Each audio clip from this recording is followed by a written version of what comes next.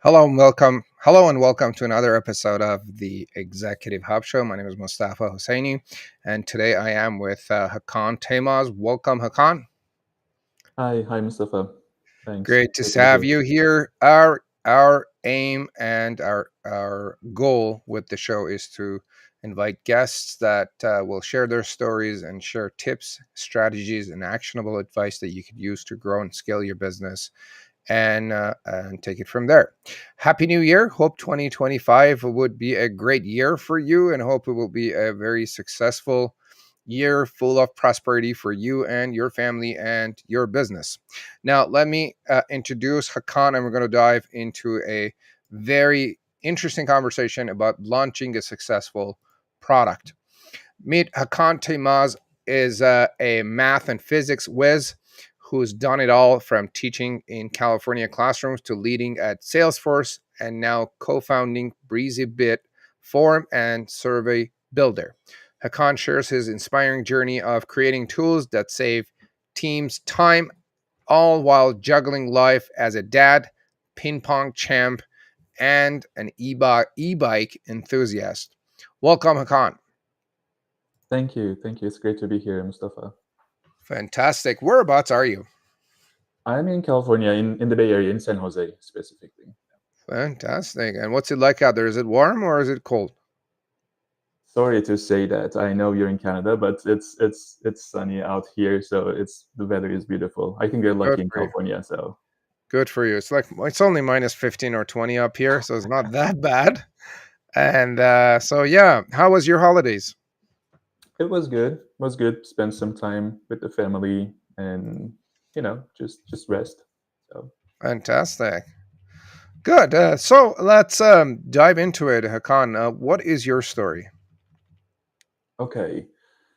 Uh, yeah, I think it has been a long, interesting journey. So my background, as you mentioned, my background is in math and science education, actually specializing in physics.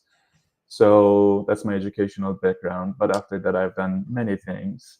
I came to the US about 15 years ago, first of all, to get a PhD to UNR, University of Nevada. And I started my PhD, but after that, it was in education too. But before getting a PhD, I wanted to actually get first-hand experience in the K-12 system here, in a school system here. So, and while doing that, I get an offer from a school system in Sacramento, and I started working as a teacher. First, as a middle school teacher, I taught math, science, and then physics, and then computer science classes in middle and high schools. And then I also served as an assistant principal at another school. And in a couple of years, I moved to the Bay Area in Santa Clara and started working at another school, a public school organization. And then there also I worked as a college advisor, a college counselor too. I got my certification from UCSD, and then started working with nine high school students, helping them with their college applications, their 4-year plans, and things like that.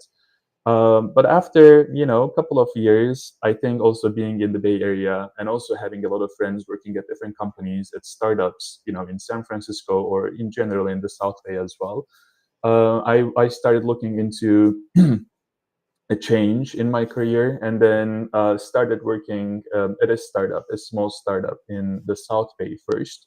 So got into business analytics and some operational side as well. But after that, also in San Francisco, after a couple of years, I got into sales.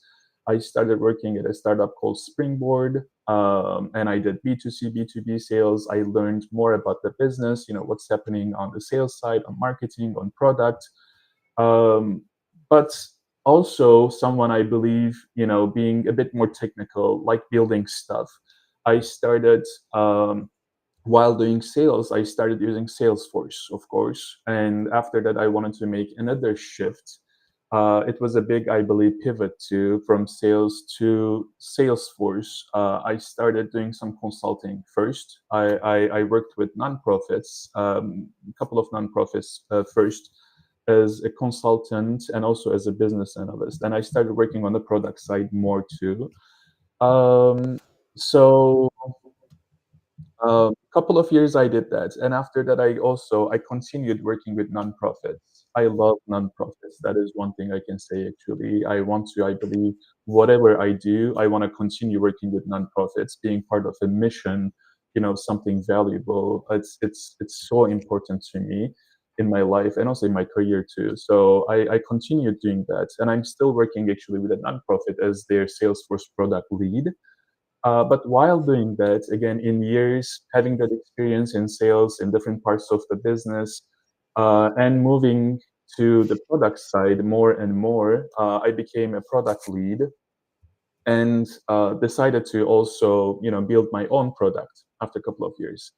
So around this time, I believe last year, with one of my friends from college, so my co-founder actually, Brian, we've known each other since I don't know, like 22, yeah, almost more than 20 years right now.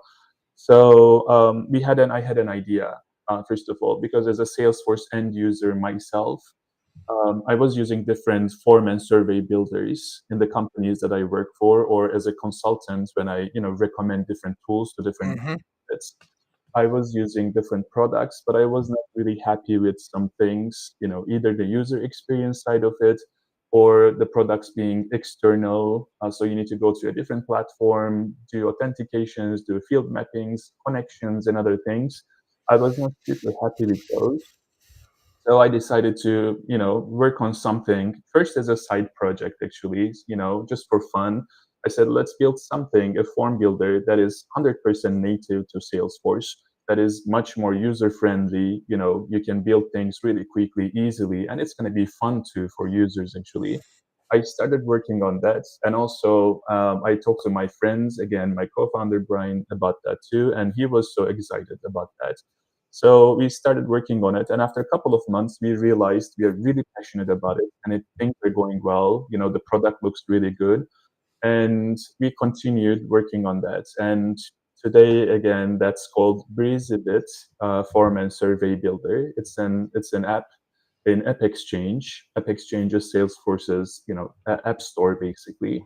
Nice. Companies can install it and then just use it in their orgs. But this is kind of Fantastic. my story. Yeah. Love it. Love it. So I know you touched on it briefly, but give us the short version of who you serve today and what do you do for them? Yeah.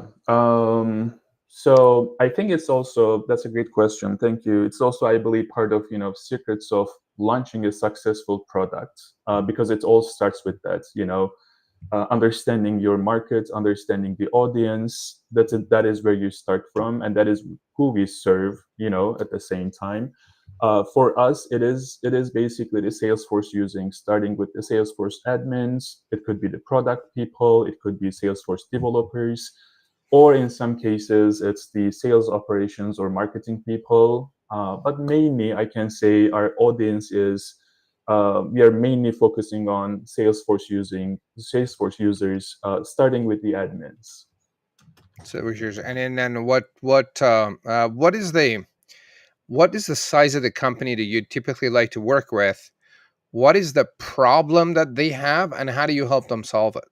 Yeah, so we are mainly focusing on, it could be, of course, any kind of company, but our main focus, part of our GTM, we are focusing on SMBs.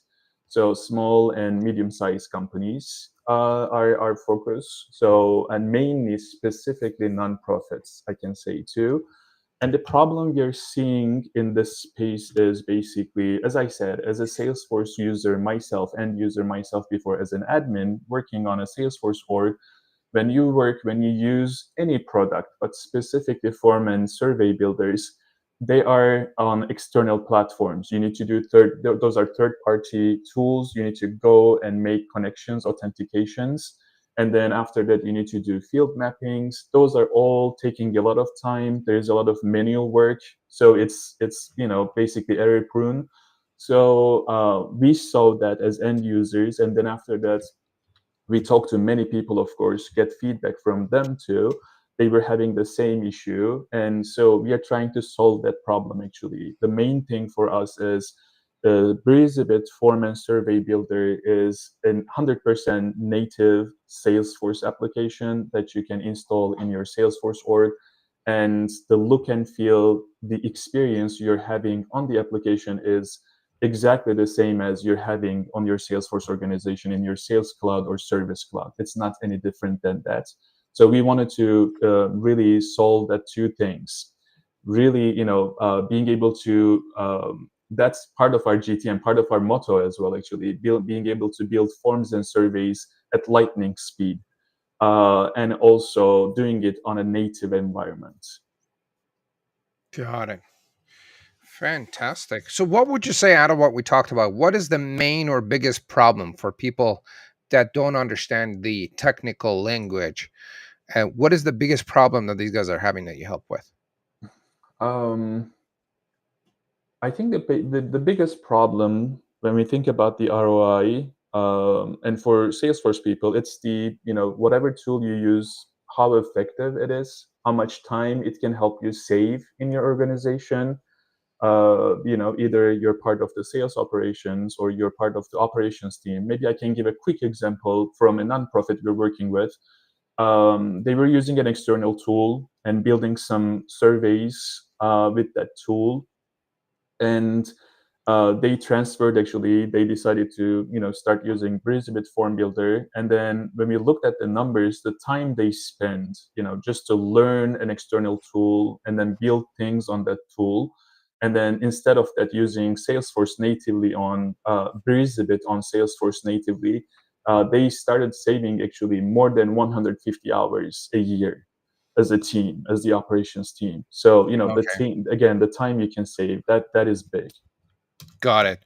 So, give us an example of a client that you have worked with before. How did you find them, and then how did you help them? What was the challenge they had? Um, I think we see a common pattern when we talk to people or companies, especially nonprofits. I can say when they come to us, or when I do reach out to them as well, it's the same thing. Um, the pattern we see is, first, again, the example I mentioned. They don't want to spend too much time on building forms, or if they're using it for sales operations, for example, they don't want to really spend too much time on an external tool. Or when they have a new team member, they don't want them to go learn a new tool, spend a lot of time on it, because the learning curve is much longer on an external tool. They already know Salesforce. Um, so they don't want to do that, first of all. And the second thing, again, they want to save as much time as possible. And we are focusing on that in Salesforce with the BreezyBit experience. And the third thing is the affordability, especially again for nonprofits. Budget is a thing. It's important for them. They have limited budget most of the time. And when you look at those, there are big names out there, or some other tools as well. In addition to having those issues, user experience issues, they're not affordable as well. So we are trying to give them all of those things as a package. Got it. That's amazing. And then, so Hakan, how is your company different compared to your competitors? Maybe SurveyMonkey. I know some people are using, say, simple Mhm. tools like Google Forms for surveying and stuff. How is what you guys do different compared to what they do? That's a great question. Since you mentioned especially Google Forms, that is something we see a lot in different companies too. What happens is, in one of the companies, for example, we started working, we were having those first conversations, doing a discovery, trying to understand their needs and their requirements, and then why they need a tool like this as well. What we realized was, it was very recent actually, when they talked about Google Forms. Okay, we use Google Forms. It's a great tool. It's so simple. You can just go ahead and create a new form in just 2 minutes. It's so easy. But when we start talking about those, we realized in their drive, this is a small nonprofit actually, they had more than 300 Google Forms, which means they have more than 300 Google Sheets actually created in their orgs as well. And all of those data, it is impossible to do any kind of analysis, especially if you're talking about longitudinal analysis. If you want to keep those data, that's why actually companies have their CRM, like a Salesforce CRM as well. It's their central hub. They have a central place to keep all of their data. It's their database, and then they build processes around that data, and then they create reports and dashboards as well. But if you have your data in a Google Drive, in 300 different Google Sheets, it's impossible to do any of those things. So Okay. most of the time, people don't realize that, but that's one of the big things actually we're trying to solve. So is your software then accumulating all the responses in one place and showing you as a dashboard with analysis and what's happening and whatnot? Exactly, exactly. Since it's 100% native, it lives in your Salesforce org, and it looks and feels like your org as well. It's not any different than anything in your org. And all the data that you collect from different channels, creating forms or surveys, they're all stored in your Salesforce organization. Then since again it's a native tool, you can natively create reports and dashboards easily in Salesforce. Love it. So then there's a dashboard that shows different. So is it like you have the option to show responses from one survey, and then you have the option to combine all of my 300 surveys and show me what I have? You can definitely do that. Yeah, and it's not part of in our application, for example, we don't create dashboards or reports, but since it's again a native tool, we are kind of an addition, an add-on in your organization, because in a Salesforce organization, when you have your data in there stored in your organization, you can easily, really quickly create reports yourself. That's part of Salesforce already. But since you asked that, actually, that's a good point. Let me mention one other thing as well. In addition to create reports and dashboards, we had our AI integration as well very recently. And what you can do is, let me tell you just a quick use case. So imagine you are a company, and then you are using BreezyBit Form Builder, and you're sending a survey out to 1,000 customers. And in that survey, there are couple of open-ended questions. You get those 1,000 submissions, and you have them in your organization right now. And you want to get some really useful insights from those, specifically for those open-ended questions, right? So it's really hard for someone to do that, or a couple of people, Analyze the or whole thing. yeah, Yeah. analyze those data. So what we do for you right now is actually, when you get those responses, just with one click, actually, in just about 15 seconds, using AI in the backend, we analyze all of those open-ended questions for you, and then give you a nice report with Summary. executive insight, level insights, actionable recommendations, and the next steps for the team. Whatever you want, actually, you ask your own Yeah. questions as well. But we have that Nice. service right now too. That's amazing. Yeah, I know analyzing feedback on surveys, especially qualitative Yeah. responses, it's difficult. Like you have to go through and then, but AI could do that Yeah. in seconds now, which Yes, is a really exactly. neat feature. Love it. Um, Tell us about some of the milestones that you guys have achieved along the way with your company. Um, for milestones, I can say I believe in Salesforce world, if you want to be on the App Exchange, that App Store, you need to pass a very thorough, very actually difficult, I can say, security review process. So Salesforce is, they're super. It's the most important thing for Strict. Salesforce. Yeah, the safety and the security of the data. So they're very strict about that. So it was a big thing, a milestone for us. And then for many companies, I can say it takes multiple times, multiple submissions to be able to pass that. Um, I think we were kind of, we took our time, looked at all the requirements, what we need to do. We spent the time on that as well. And then we were able to pass the security review in just about a month or so after our first submission. So it didn't take too much time for us. So that was a big milestone, being on App Exchange. And after that, of course, getting our first customer, that was a big thing for us too. And I think it was great that we had our first customer right after being on App Exchange in our first month. And after that, right now, I think there are more than 40 companies. There are implementation partners. Some of them are individual consultants as well.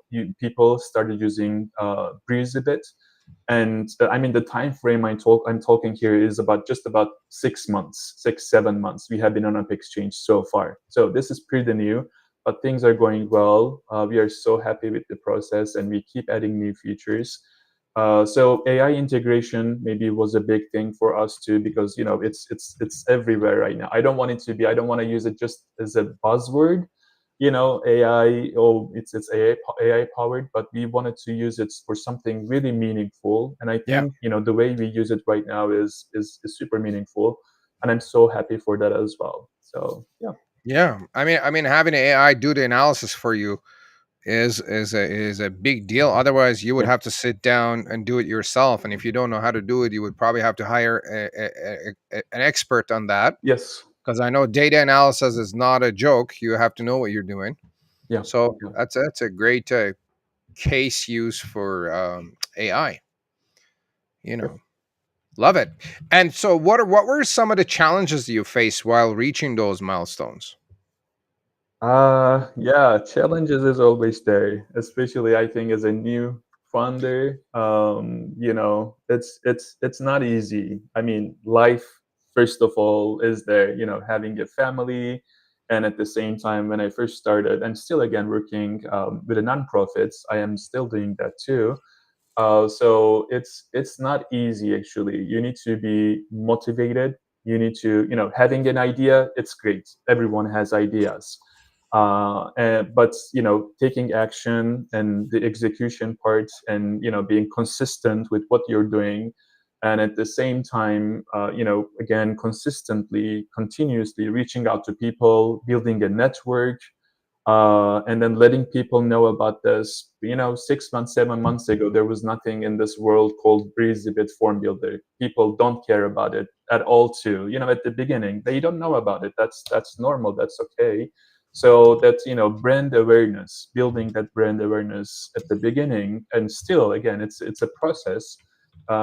It's really hard. It's not easy. Those are all, and but if I get into all of those details, there are many more challenges within those main titles as well, of course. But I can say the brand awareness, getting your first customer, getting reviews on your, also at the same time on App Exchange for your listing, and then while doing that at the same time, keep getting feedback, because it's an iterative process, and it's really important to get feedback from your customers, right?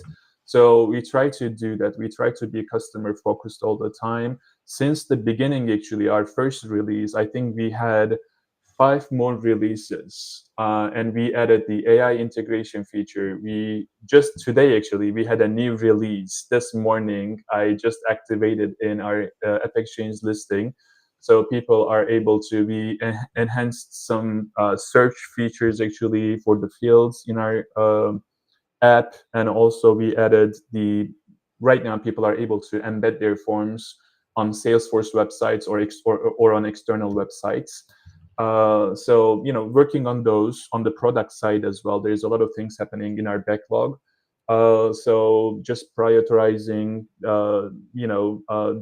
those items in the backlog, and then start working on the products, designing tools, and working with the development team at the same time. There are again many things happening, Hmm. especially for a small company, for a new company like us. You need to do many of the things just yourself, and it's taking time, and it's taking energy, a lot of energy. So yeah, I think. Yeah, love it. Hakan, was there like a challenge when you faced it? You're like, oh God, how we're gonna deal with this? that's that's a great question. Yeah.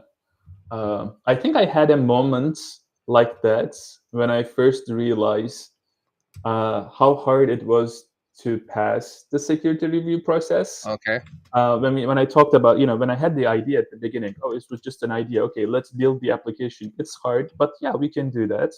But after that, you realize, oh, if you want to be an open exchange, you need to pass a security review process, and there are many things. You need to use different tools. There are scanners, and then the security protocols. And if you're doing API calls, there are things about that.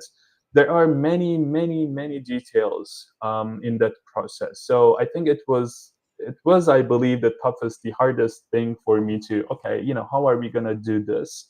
Um, Other than that, I don't think so, actually. I mean, I did sales myself. I did B2C, B2B sales many years at startups. I know the sales process. I know I need to be patient, especially if you're doing B2B sales. It takes time, 6 months, Yeah, 8 months, a year. It's a long process. But I think when you're a founder, when you build a tool yourself, I think it's a little bit, being patient is a bit, I think, harder. At some points, I need to tell myself, you did sales, it takes time, this is a process, just do whatever you need to do every single day, and it's going to happen.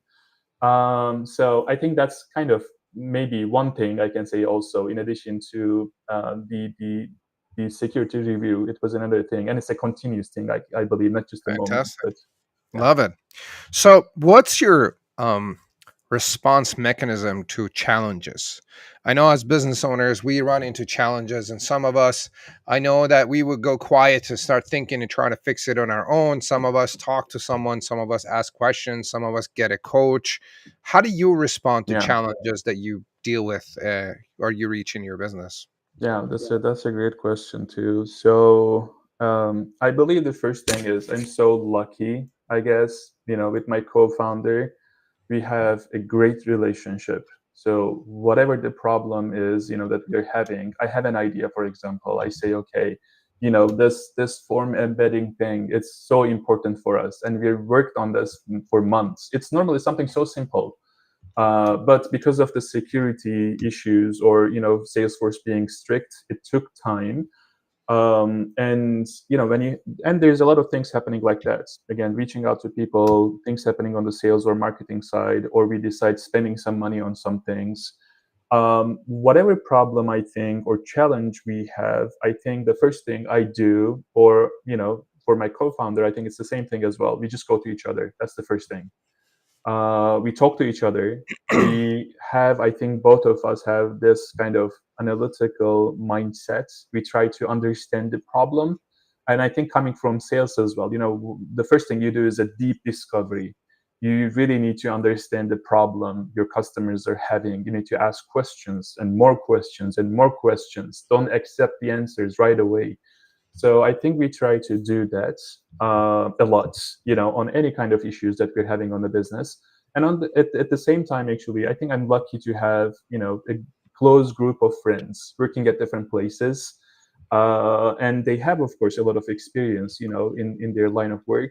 And I just talk to them. I have some mentors. I'm lucky to have, actually, a couple of people helping me, listening to me. When I have questions, I can go to them, and I know that they will give me, you know whatever they have in their mind, but they'll share objectively their ideas with me. So I try to reach out to people. I think, being alone, just trying to solve things yourself, it's not the answer. So it shouldn't be, I believe, the answer too. You need to be able to reach out to people, ask questions, sometimes be vulnerable. That's okay. So you need to just accept the realities, and then try to just get better. Yeah, it's amazing. Like I mentioned, being vulnerable is probably the easiest way to fix a problem. Like I was just talking to my buddy last night, saying, sometimes I find myself in a problem, right, in a challenge situation, and then I think as men, it's to try to fix everything on our own first. Like I would take a month or two or three, try to fix it and try to solve it, and then when it's like close the deadline and I'm about to die or something really bad is about to happen, I pick up the phone and reach out to my buddy and say, I'm dealing with this problem. What do you think? And then he'd be like, just press this button and it will be fixed. And I'm like, really? He's like, yeah, that's how you fix. Then I'm like, oh my uh, goodness, I really wish I would have made this call like 3 months ago. yes, exactly, exactly. Still, that happens too, even if you know that Yeah, sometimes you get in that mindset, right? yeah. So it happens, but Yeah, like you said, vulnerability is huge. It helps more than Yeah, hurting, you know. yeah, And it takes, I think, it definitely. takes confidence for a business owner or any person to be vulnerable and reach out for help. That shows Yeah, confidence. yeah. So, what would you say is holding you guys back right now? What would be some of the challenges you guys are facing right now? Oh, yeah. I think after a while, for any business, but for a new business, definitely, I think it's the scaling part, right? So, how can you reach out to as many people, companies as possible in a shortest amount of time? Um, I think there is no quick solution for that. That's the thing, you know. I think I just accept, and at the same time, just knowing that, you know, the product we built, of course, it's, you know, in many ways we believe that it's, you know, it's much faster, user friendly, it's native, we have great features as well, and it solves our customers problems.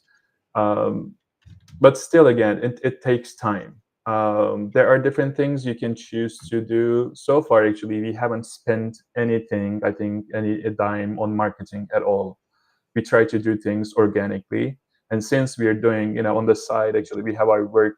We're still working at the same time, doing some Salesforce work. So we're lucky to have those, you know, things as well. So we don't need to worry too much about the financials at this point. We don't have a lot of expenses for our business as well.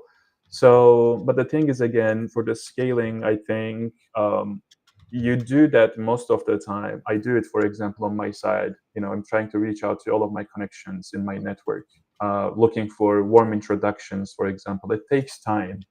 It's not easy. It's not like, okay, you know, I'm spending thousands of dollars on Google ads and on LinkedIn and on different channels, you know. And even if you don't do those things, actually, it'll take time, especially for a new product, just building that brand awareness. You know, in marketing, I think, I don't know the last number, the final number, but for a company, and or for someone in a company to make a purchase decision, they need to see a product like, I don't know, 27 times, and they only make, you know, a decision after that. So again, I think that number changes, or for different statistics they might be different, but you know, it's definitely, you know, multiple times people need to see your product, and then they need to have the need at that time, and then you need to come to their minds. But I think we need to, you know, play the long game. And I was just reading, actually, a post from, I don't know if you know, but Kyle Coleman, one of the nice, actually, salesperson, I believe. I really like his posts. I follow him on LinkedIn for a long time. He's a CMO at a company. So he was saying, again, you know, playing the long game, building authentic connections and relationships, and building your network, you know, working on that. It takes time, but that's the most effective way to build your business. Even if, you know, you don't see things scaling right away, there will be a time for that as well. So you just need to keep building, be, you know, your authentic self, and help people at the same time. That's what I'm trying to do too. Actually, I'm a mentor. I, you know, mentor people in the Salesforce ecosystem as well. Try to just pay back, because a lot of people helped me on the way. So that is part of it too. But I believe, again, I know it was kind of a long and not a clear answer maybe. But you know, scaling is a big thing, I believe. But it takes time. I know that, and just you're trying to play the game, you know, by the rules, hopefully.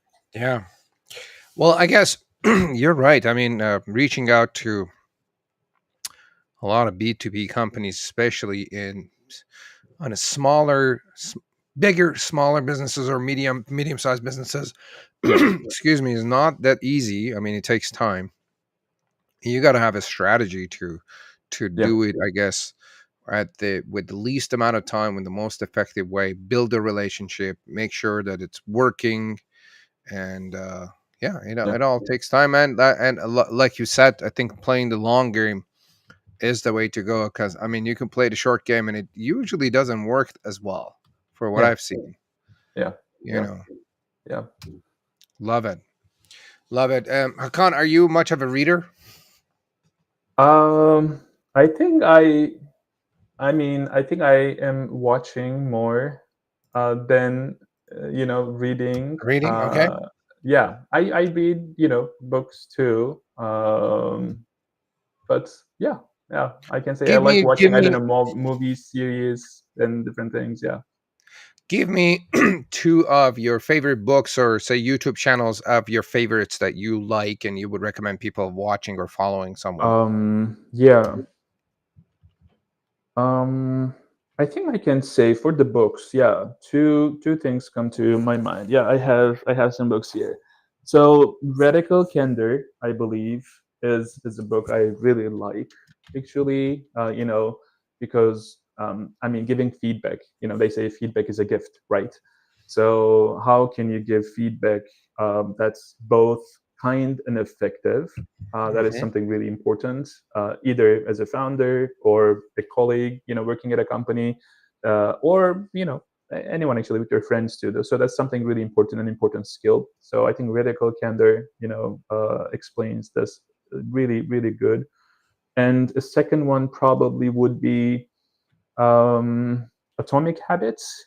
I can say, it's all about making those small, consistent changes to kind of create big, lasting improvements in your life. And I think I like that because I'm a product person. I work as a product lead and in our company in BreezyBit too. So I'm the I'm making almost all the decisions about the product as well.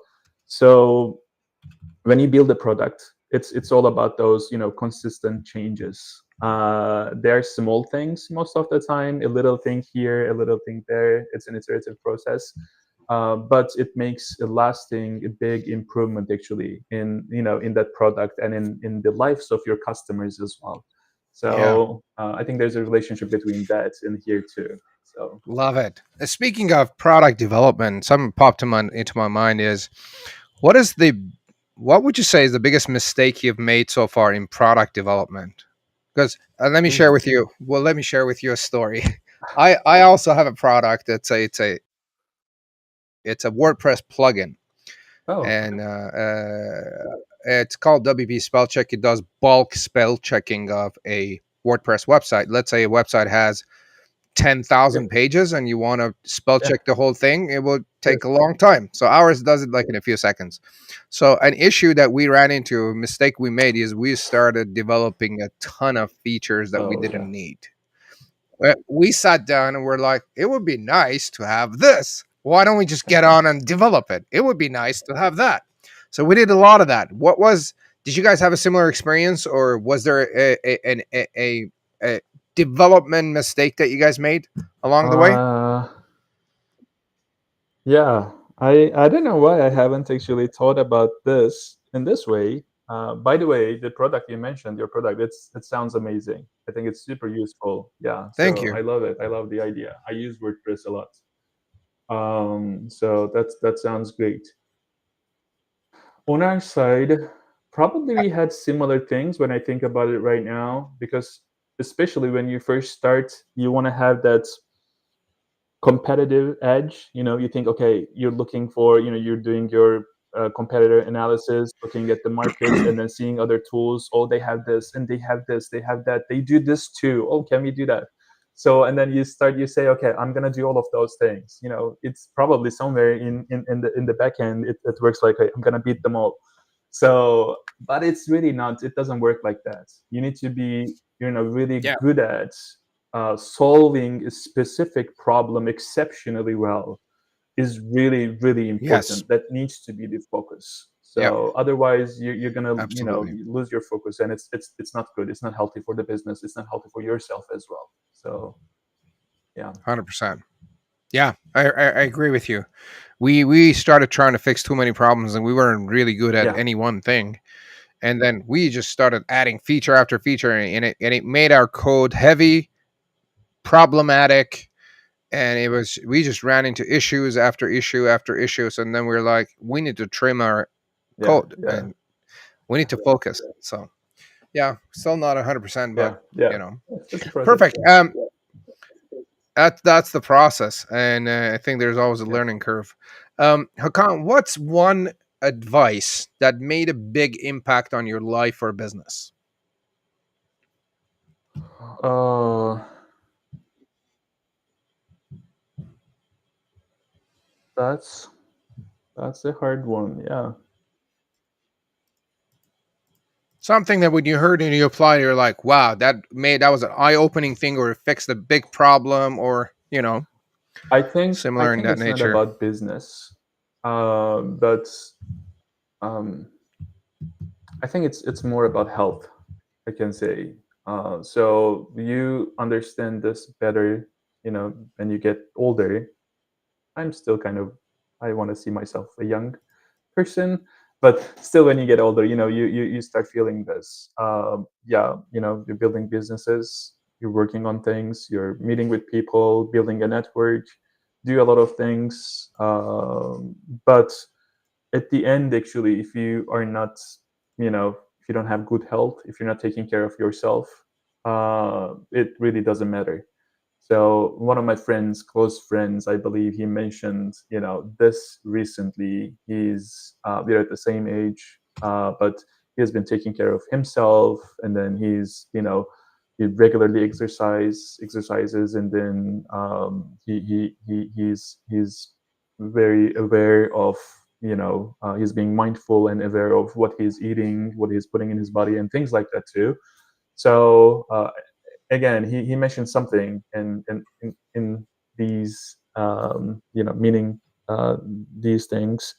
I think it was something really important. Of course, you keep hearing things like that, and then after that, you say, okay, you're spending 20 hours building on something, working on something. You don't sleep well, or whatever. But I think really, whatever you do in life, taking care of your family, taking care of yourself, uh, spending the time and the energy for that as well. It's in front of everything else.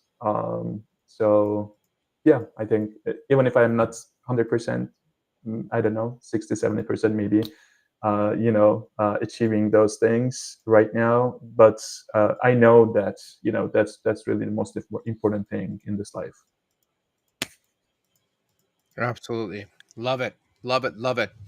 Hakan, is there a question that I think I should have asked you, but I didn't, that you think might add value to our viewers and listeners? Uh, I don't think so. I don't think so. But maybe the only thing I can say, about, we talked about ideas and execution. Really, whatever you do, even if, you're a founder, or you're trying to build a product, or you're working at a company, part of a team, it really doesn't matter. People talk about ideas, people talk about doing this and that, but many people, whatever you do, they don't take action. So I think that's something really, really important. I mean, we all have the imposter syndrome. I mean, I'm an immigrant. When you think about it, I came here 15 years ago. English is my second language, and I'm here talking at a podcast, with an executive show. So if I think about those things, I'm feeling kind of nervous. Am I doing the right thing? Am I the right person for this? But really, it doesn't matter. So you are working on things. Just take action, make a plan. Of course, take your time for the planning, but at the same time, don't be afraid of taking action. Whatever it is for you, important for you, just just do it. For sure. So Yeah. We were actually talking about it earlier today on how some people, and it's the prime time in the year to set goals and yeah, set resolutions, when most people don't follow the resolution, and even if they set a goal, they don't yeah, take yep. action. Which I mean, if you don't take action on your goal, and if you don't follow through, then it's just a wish That's up in the air, exactly, right? exactly.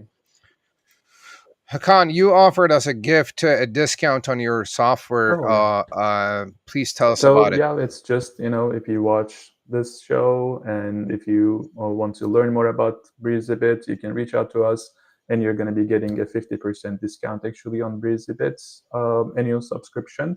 So feel free to email me at hakan@breezybit.com email address. just in the subject line, you can use the Executive Hub Show discount. Or I think the easiest way, actually, I am very trying to be active on LinkedIn.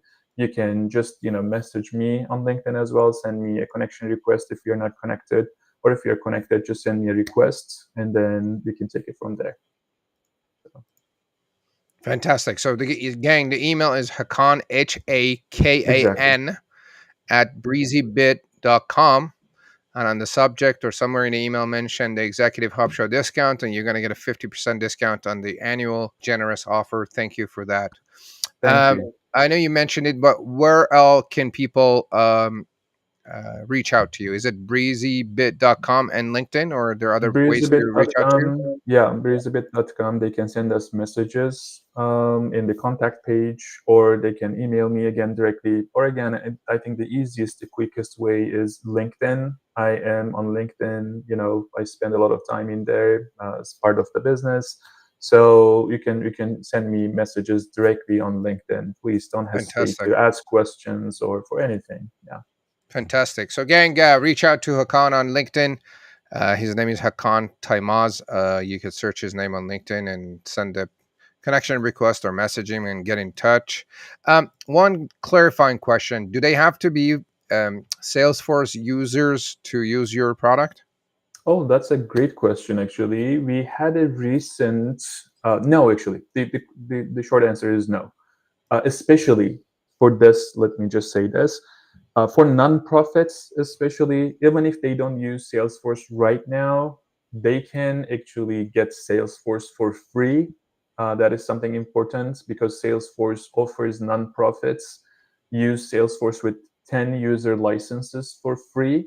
For free? And yes, yes, up to 10 user licenses for free. So even if they are not using Salesforce right now, they can get Salesforce for free. And on top of that, after that, they can get our product. Even if, again, they don't use it for anything else, if they are a nonprofit company, they can use our product on Salesforce without paying anything additional to Salesforce. So we had Got it. a use case like that recently. That's great to mention. Thank you so much for asking that. Fantastic. Beautiful. Hakam, thank you very much. It's been a great conversation. I really appreciate you showing up and sharing your story and your expertise with our audience. Gang, if you're watching or listening, follow Hakan on LinkedIn and reach out for the 50% discount. Have a conversation, and if surveying is at all on your radar, which I think it helps with marketing, getting feedback about your products and service, the whole Yeah, shebang. So do reach out and go from there. If you have any questions for me or Hakan, put it in the comments of the show, and we'll be happy to get back to you as soon as we can. And we will go from there. You've been yeah. listening to the Executive Hub Show. My name is Mustafa Hosseini. Thank you, Hakan, again for joining us. Thank you, Mustafa. Thanks for And your time. It was great. Yeah. likewise, and we will see you on our next episode. Bye now. Yeah. Bye.